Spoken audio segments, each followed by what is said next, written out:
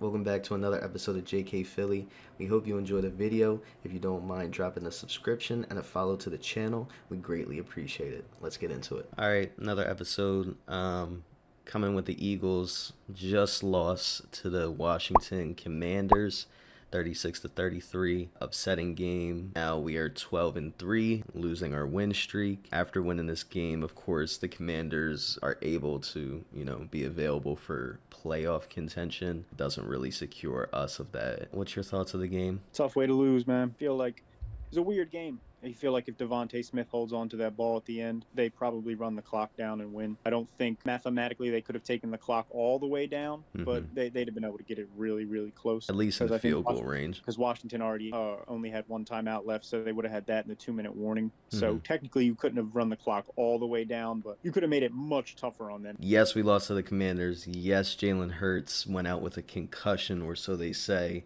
But does this loss scare you any, or do you feel like we're just going to move on from this game? No, I wouldn't worry too much about this game. Yeah. I think it's a division game. Realistically, you were probably going to lose a game before the playoffs when this win streak started. You didn't need to win 15 straight heading into the playoffs for me to be confident. I think they look fine. I don't think they're going to worry too much about this. A lot of this was them losing Jalen Hurts. You lose Jalen Hurts, and then all of a sudden you put the offense becomes very one-dimensional because they're not scared of Kenny Pickett. So they're just going to sell out to stop Barkley. But Kenny Pickett's just not a very good. He is the poster child for a backup quarterback in the NFL. Like when he comes in, can't expect too much from the game. Jumping back to that point with Jalen Hurts of going out with a concussion, I was looking over social media after the game, and while watching it, they were saying he went to the tent after he went down, and then he came back out from the tent, and was saying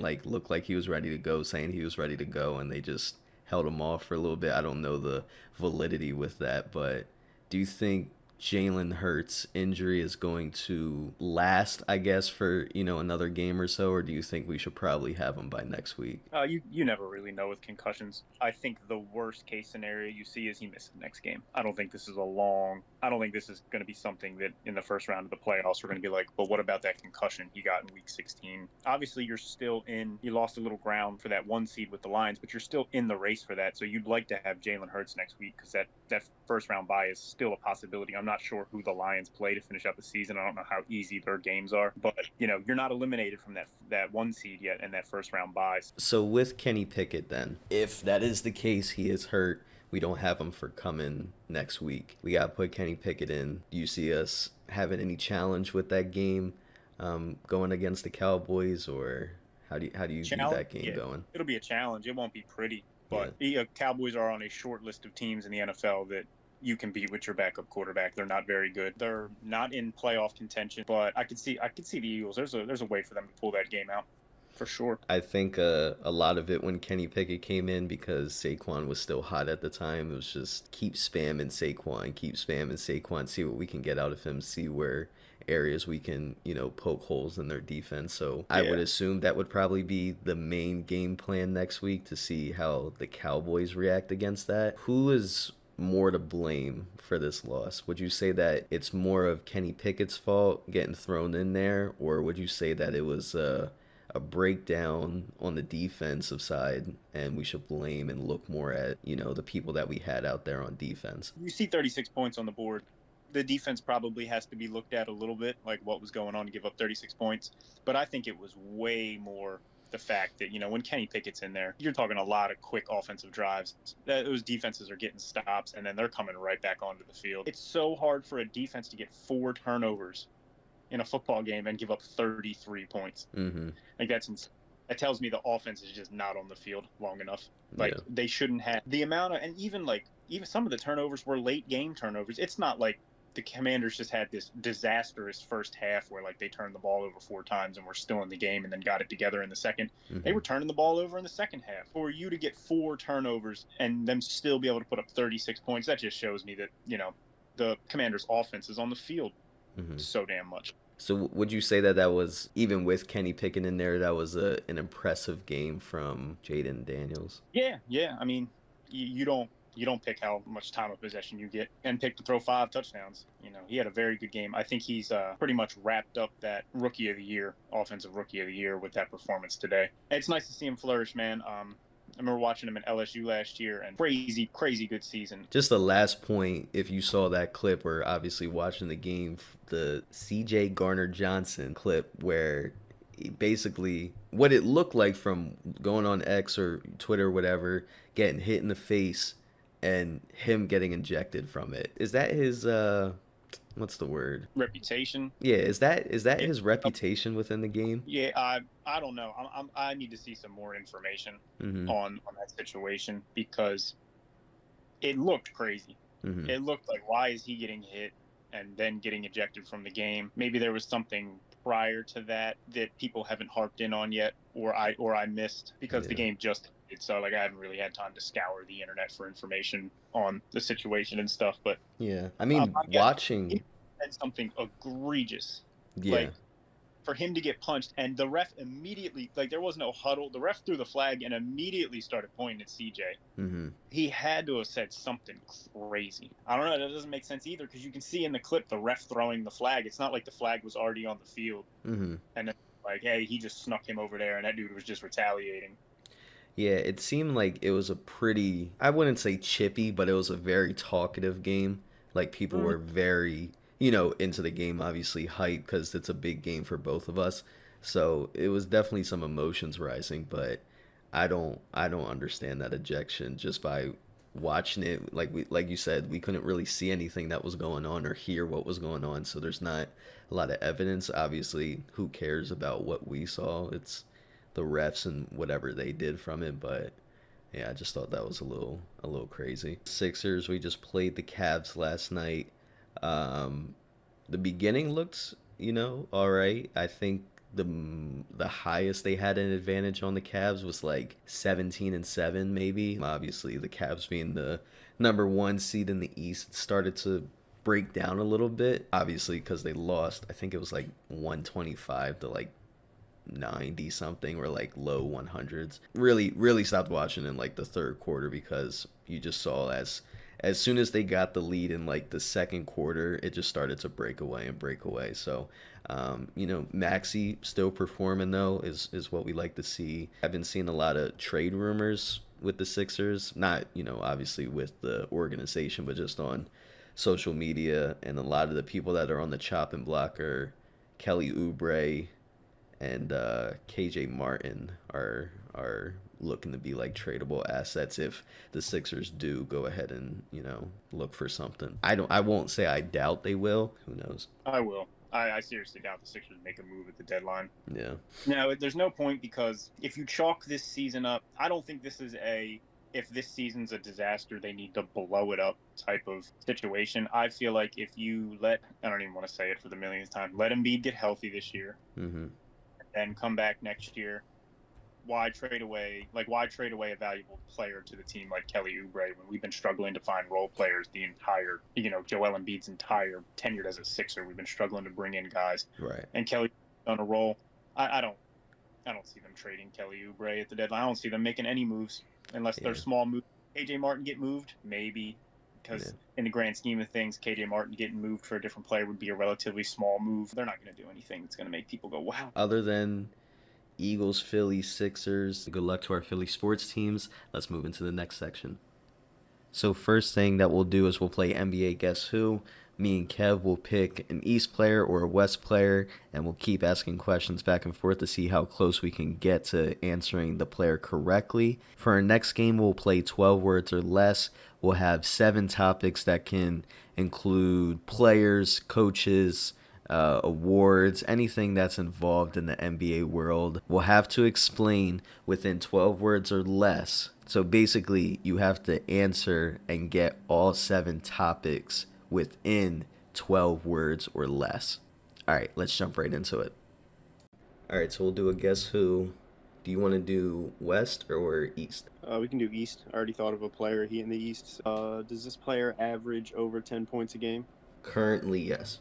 Does your East player play above Virginia, or below? Below. Is your player known for taking threes? Known for taking threes? No, I wouldn't say so. Can your player not shoot consistently? I wouldn't say he's known for not shooting. I wouldn't call him a sniper though. Is your player over or under 6'5"? Pretty sure he's under 6'5". Does your player play a forward position? No, I'd say he's more of a guard. Is your player a point guard? Yeah. Okay. Would you say the team that your player plays on is usually warmer or hot all year round? Like where they play? Yeah. Yeah, it's warm there. Is your player in California? Yes. Might be wasting the question. Is he a starter? No, he's not a starter. Not a starter. I have Two no more. idea who your player is. Was your player in the playoffs last year? No, they weren't in the playoffs last year. Is your player on a team where there have been two big injuries so far? No, I wouldn't say big injuries. Is he on the Clippers? No. I'm narrowing it down to two teams because you said that answer for the last one. You're making me, I could just speak out loud. You're making me think it's not someone on the Magic. So you're making me think they're either on the Hawks or on the Heat. But I'll take that as my last question of just confirming that it's on the Magic then. I feel like not a starter and they're a guard. I would probably say Cole Anthony. Yeah, it was Cole Anthony. Yes, I knew it was Cole Anthony. I give you one extra one. They were in the East last year, playing on the Warriors. Not Buddy Hield, is it? Nope. Who was it? Dennis Schroeder. Ah, dude. Just traded like last week or 2 weeks ago to the Warriors. Dude, I was thinking about him for a while, but Mhm. I didn't think he was on the Warriors. I knew he wasn't on the Lakers anymore, Yeah. but I couldn't think of where he was. His name did fly past my head. Let's switch this one. We'll do another Guess Who. If I just had West last time, I'll do East and then you'll have West. Does your team have the color of yellow as one of their colors, not the main color? No, I'd say there's some yellow on there. Was your team in the playoffs last year? Yeah. Currently, would you say your team around 500? Yes. Is your player a guard? Yeah. Is the player on your team, has that team had a big injury this year? You hit me with these injury questions. I don't think so, no. Is your player a starter? No, my player's not a starter. Does your player average at least 20 points? No. Is your player a sixth man or is he a deeper bench player? I don't watch a lot of their games, but I would assume it varies of 6-man or 7th or 8th. Has the team that your player is on won a championship in the last 5 years? No. Is your player white? Yes, my player is white. Is your player a forward? No. Is your player on the Raptors? My player is not on the Raptors. Is your player on the Suns? Yes. I'm ready to guess. All right. You do have one more question if you want to use it. I can't think of any other questions Mm-hmm. that'll really help narrow it down. Is it TJ McConnell? It is not TJ McConnell. Who was it?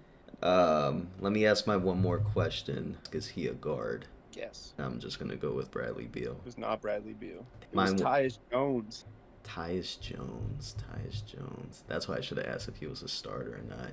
Mine was Peyton Pritchard. Okay. I wasn't even thinking Celtics. Yeah. Does your player average more or less than 15 points? More. Does your player, is he over 6'5"? No. Does your player play on the Bucks? Yes. How did you just pull that out your ass? I just picked a random one I wasn't thinking of. Does your player play for the Lakers? Yes, he does, actually. Is your player a guard? No. Is your player white? No. Does your player have a long-ass last name? Yes, he does. Does your player have a son in the G League? No, he does not. Would you say that your player is not from the United States? I would say he probably is not from the United States. This is a big hint for you. They played on the Lakers before, left the Lakers, and then came back to the Lakers. God, my brain is just not working today. Is he a starter? He is a starter. He is a starter. Hmm. I don't know, man. Well, I gave you that he's been on the Lakers before, it's not LeBron and it's not AD. Is it D'Angelo Russell? It is D'Angelo Russell. Oh, okay. And I'm assuming yours is Giannis then. Yes, sir. I tried to pick a superstar thinking you wouldn't think it. You said long ass last name. Maybe if you just didn't pull Bucks out of your ass. Yeah, it would've been Bucks, a yeah. little challenging. All right, so it's 12 words or less and 7 things you got to guess, right?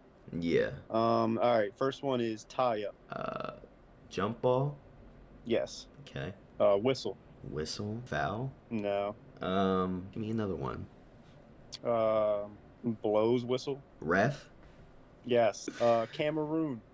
Cameroon. Joel Embiid. Yes, sir. Or Siakam. Embiid. Coach. Body of water. Doc Rivers. Yup. All right, son. Son. Bronny James. Yup. Name twice. Probably Bol. Oh. Last one. Second round. Sixers. Yes. Now we'll do mine. First one. Mountain. Giannis. No. Mount. Splash. Flash Mountain. Brooke Lopez. Yeah. I thought his name was a little bit more common than that. I've never heard him called Splash Mountain in my life. The hint is Darvin. LeBron. No. JJ. No. Darvin. Emirates. Emirates. What are your hints? My hints were easy. Bucks. Darvin. Emirates. Bucks. And it's not Darvin Ham. He's back with the Bucks. No. The NBA Cup.